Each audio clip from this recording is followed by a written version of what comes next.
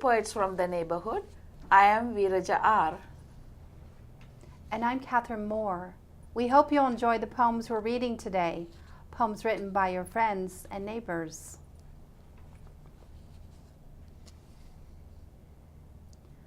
Tangerines by Lagnajita M. I used to spit tangerines onto the awning below, drinking all the juice out of the fleshy treasure chests and expelling the shells.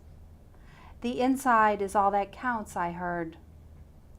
The chewed up orange stars strewn across the rusted metal, standing out amongst the pieces of junk, faded gum wrappers, blackened banana peels from the people downstairs, and my cousin's broken toy cars.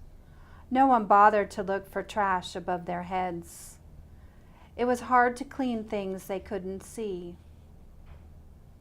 And years later, when I learned to eat the whole thing, I only spit out seeds, small gray clusters of no worth, collected in pyramid piles, collapsing only when black Indian crows made heavy landings on the iron runway. Maybe one day the Kamala tree would grow there, fertilized by decomposing garbage and decaying orange stars, their death like a supernova explosion that no one believed.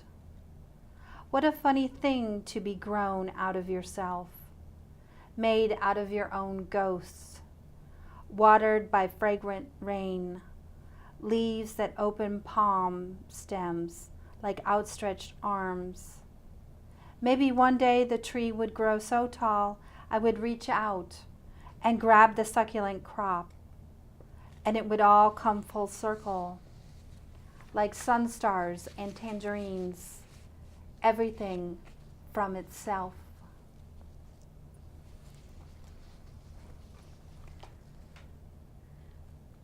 Tuesday Night by Kory. You are in your car outside the bowling alley, where you came as a kid, looking out on Broad, which you cruised as a kid, beneath a neon ball that strikes the night nostalgic and bright. You wait on your own kid to show. The radio is low, and like he has for all these years, Steve Perry sings of taking midnight trains, something you thought you would do. Yet here you are, same streets, same songs. Some think less of a man who never leaves his childhood home.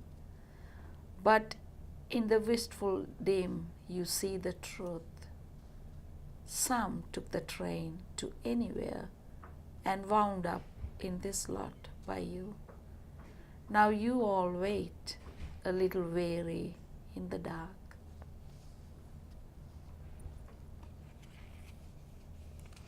Hallelujah, Hallelujah by Lagnajita M. The Jeff Beckley record croons, floating through the room of the preacher's daughter.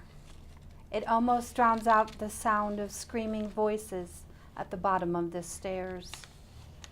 Soon she'll be living with her mother, the secret that she keeps tucked away in the moth-eaten corners of the book. She has lost her religion in the Sunday morning sermons of a violently faithful man who can't remember how to spell out holy. So she keeps listening to the truth record. Love is not a victory march.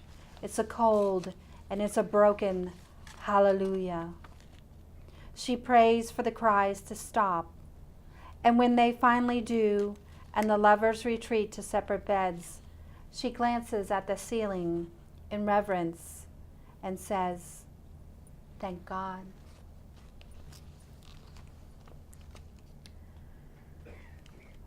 Photograph of Someone's Grandfather by the Singing Water by Catherine Moore.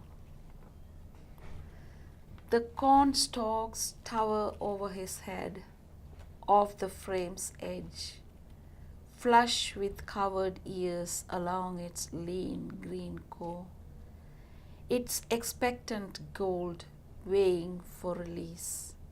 He held the stalk upright with both hands, pressed together almost as prayer. His expression a harvest meditation. An autumn sun spreads itself across the waters and onto his field in a feathery white veneration. Mother's Lament, a poem written by myself. She believes she knew sorrow's slice, a life once within her pushed, pulled, lifted, and cut. A womb once filled with noisy warmth, left cold, empty-bellied. She mended those playdate wounds, each lacerated name call and nicked knee, pushing bicycle seats and pulling her child close, wishing roughless in bedtime dreams after sleepy prayers, tucked and resting. She tried to hold the hollow-eyed youth struggling with this new push and pull, often cut with the dark corners of a room, reaching inside and out again and again, then imagined a different child and felt the horror of that wishing.